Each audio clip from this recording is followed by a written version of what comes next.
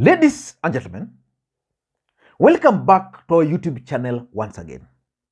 And in this particular video, I want us to look at William Ruto's elaborate plan and strategy to lock out Rigathi Gachagua from the management of UDA party using Cleophas Malala. For those who've been following the politics of this country very closely, in February, William Ruto appointed Cleophas Malala from nowhere as the Secretary General of UDA party. Malala by that time was a member of ANC party. And because in politics nothing happens out of mere coincidence, I did a comprehensive analysis about that particular move. But I've been observing Cleophas Malala and William Ruto and their activities in UDA party, and I can now confidently tell you that William Ruto is clearly locking out Rigathi Gachagua from the management of UDA party. Let me just take you to Cleophas Malala's own post a few days ago. Let me just get a post which was done by Cleophas Malala just, I think yesterday but one, when he received from UDA, from Azimio, one of the parties there, Kenya Union Party. This is what Malala posted, and I want you guys to pay very close attention, because yesterday, Professor Lonyangapuo officially ditched Azimio and joined Kenya Kwanza. But pay very close attention to the post by Cleophas Malala.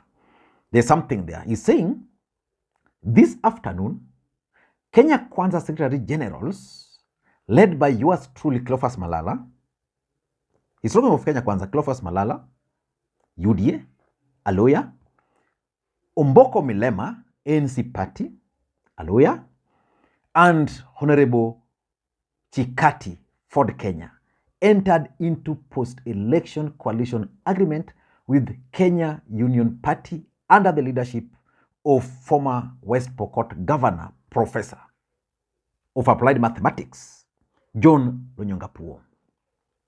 KUP officially defected from Azimio coalition to join Kenya Kwanza coalition and promised to support every single Kenya Kwanza ideal in both parliamentary houses as well as the county assemblies.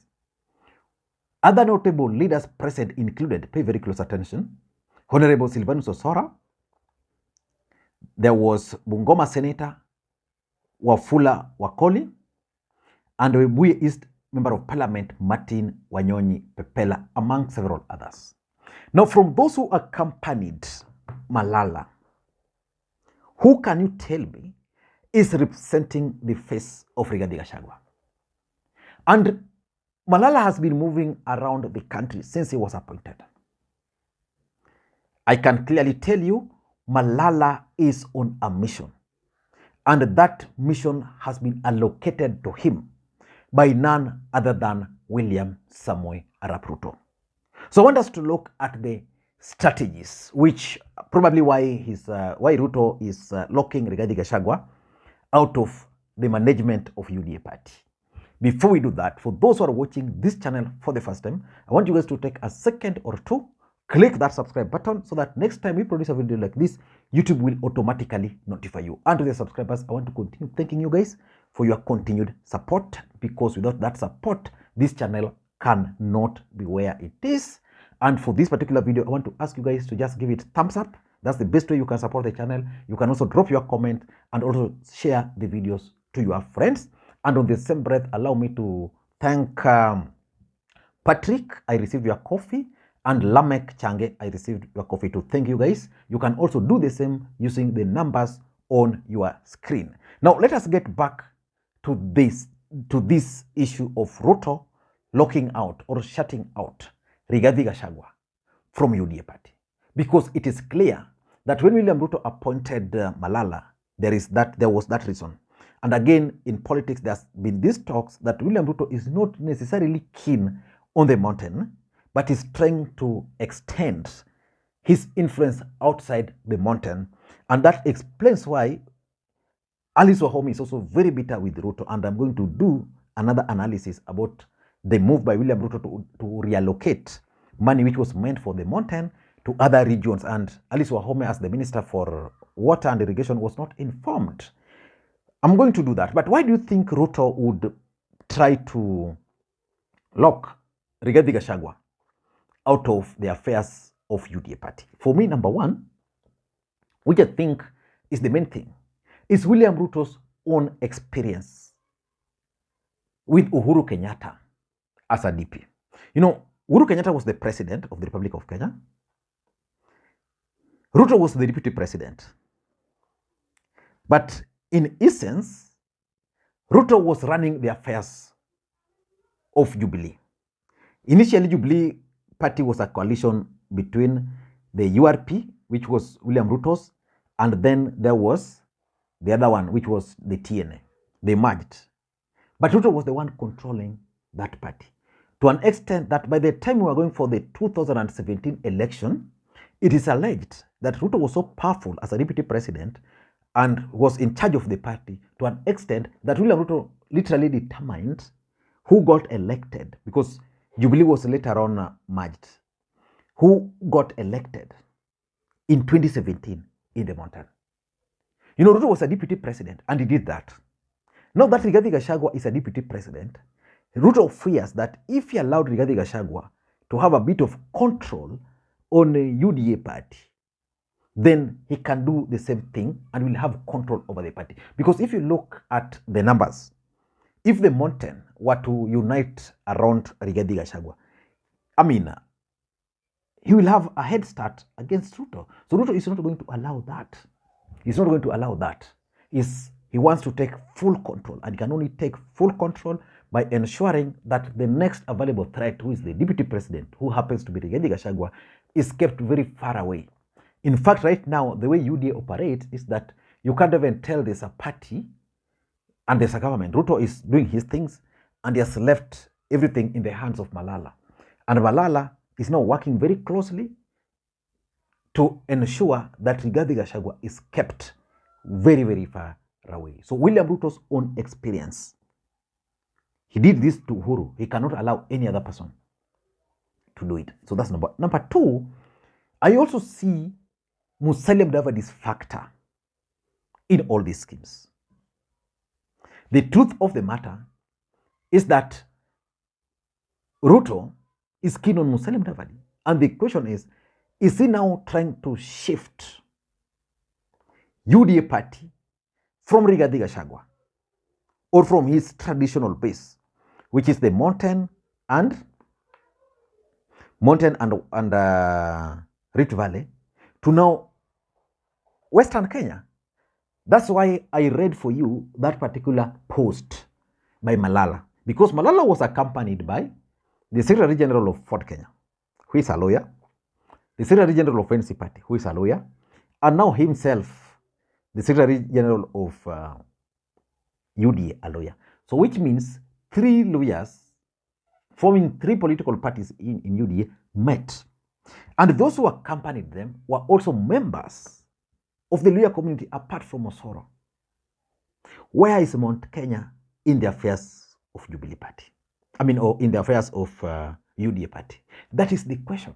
So for me, I tend to think that Ruto is trying to shift the party from its traditional base of the mountain towards Western Kenya, so that the Western people can now start embracing that party. You see, the choice of Osoro, if you look at the map of Kenya, Osoro comes from Kisii, which is also Western Kenya. So he wants this party to start embracing UDA, so that in case he will say Mudavadi Tosha, Mudavadi can then be told to rally his people and merge all those political parties to form one big party, and he will play balls. So for me, because of Musalia Mudavadi's factor, I think Ruto is just trying to shift that party now from the mountain to to Western Kenya. And again, by the way, allow me to also introduce you guys to Bricks Solution, one of the companies which can help you easily develop your website. They develop softwares, mobile apps, they do networking, serious one. They also develop payment integrations, softwares, and they're also the best in terms of CCTV installation. So if you want to secure your home, you can contact them on the numbers you are seeing on your screen. Now, let us get to the third objective, the third reason why Ruto is trying to move this party far away from the grip of Gachagua. Number 3 is the restive Mount Kenya. You see, William Ruto has been assured by his strategist that he's going to win the presidency easily. But still there's that element of the mountain, because the mountain is restive. They are not sure whether they'll be able to gain the kind of support they received. In fact, in 2022, William Ruto got the maximum votes he could get from the mountain. I'm not sure whether he can increase that numbers. I could be wrong, but I tend to think that's the maximum he got. So he can only reduce. I don't think he can go further. So there's that fear that because of the over-promising, because of the nature of the mountain, you know, mountain can easily just decide and leave you, and there's nothing you will do about it. You know, regarding Gachagua's ambitions, so I tend to think that Ruto probably is aware that the mountain is restive. And because the mountain is restive, he needed a new ground. So for him to win those grounds, Rigathi Gachagua cannot be allowed to have control over the party. Because if he were to have control over the party, then there's no need for William Ruto trying to pursue those other regions. So he's now focusing on other regions. In fact, previously, ahead of 2022 election, William Ruto would spend like in a week has 7 days. In those 7 days, William Ruto would spend 5 days in in the Rift Valley, in the mountain, then the rest in the Republic of Kenya. So this time around, you can see Ruto spending most of his time outside the mountain. Then he will go to mountain once or twice. Focus again on other region, go to the mountain once or twice. So I tend to think that he has realized that the mountain is restive, and therefore he's shifting. And number 4, which is also very important, William Ruto is literally taming Rigathi Gachagua and his ambitions. I know you could be asking why. At some point, Rigathi Gachagua started mobilizing and meeting members of parliament from the Kikuyu nation or the mountain. He was told, you can't do that. If Rigathi Gachagua were to meet members of parliament from the mountain, he has to seek for permission from Ruto. Then the other thing he could have used is the party to move around. But now it's a deputy president, the party is in the hands of someone else who reports directly to Ruto, then it simply means that his ambitions are being tamed.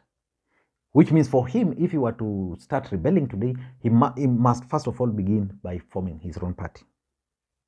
How will the mountain react to that? How will the country react to that? So I think William Ruto strategically is taming Rigathi Gachagua, so that even if he were to be named running mate again in 2027, then he won't have a say. And lastly, I also tend to think that it has everything to do with William Ruto's succession politics. What do I mean? William Ruto is already plotting for 2027. He believes that he only needed a few votes here and there, especially from Raila Odinga strongholds. Then he has his own succession politics, where he hopes that after he retires, after 10 years, then probably the right person would be Mudavadi. Because even if you are to be Ruto, I'm asking you, if you are to be Ruto, can you nominate Rigathi Gachagua as a presidential candidate? I'm just asking you. It can't happen. So Ruto understands Rigathi Gachagua. The reason he appointed Rigathi Gachagua as his running mate was because Rigathi Gachagua was adding value to his bid. But given a chance, I don't think Ruto would go for Rigathi Gachagua. He would rather choose someone else. And to solve that equation, he's going back to Western Kenya, to Musalia Mudavadi. Let me hear your thoughts. Thank you guys, and may you have a good day. Bye-bye.